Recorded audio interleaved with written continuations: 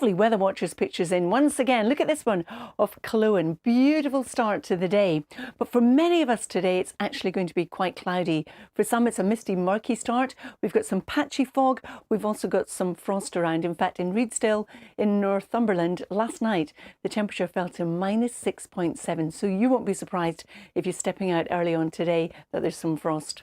Now, just one look at those isobars tells you that it's also going to be windy in the northern half of the country, particularly the northern and western Isles, but hardly a breeze as we push further south. So there's not a lot of wind to break this cloud up. But we will see some breaks across North Wales, North East England and North East Scotland. We'll also see some sunny intervals at times across East Anglia and the south east. But the cloud in the west, particularly southwest England, Wales and western Scotland, will be thick enough just to see the odd spot of drizzle at times too. Temperature-wise, if you're off for a stroll this afternoon, it will feel pretty nippy if you're in the east, a little bit milder as we push down towards Plymouth and up towards Stornoway with 10 degrees being your maximum temperatures.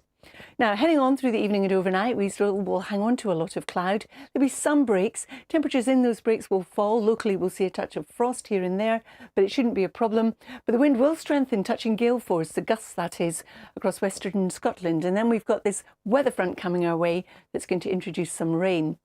Ahead of that, though, look at those colours, yellows and ambers. They indicate milder conditions. So on Thursday, it will be quite a mild day, but you have to factor in the wind. And again, the isobars are right the way across the UK, tell you that it is going to be windy. So that will take the edge off the temperatures. And we've got two weather fronts coming our way, which are going to introduce some rain.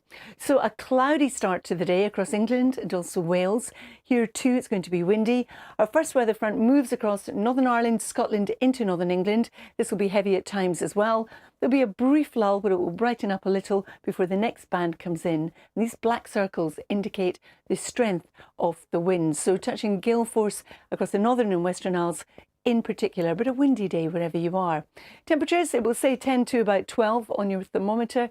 But as I mentioned, don't forget, add on the wind, it will feel cooler than that.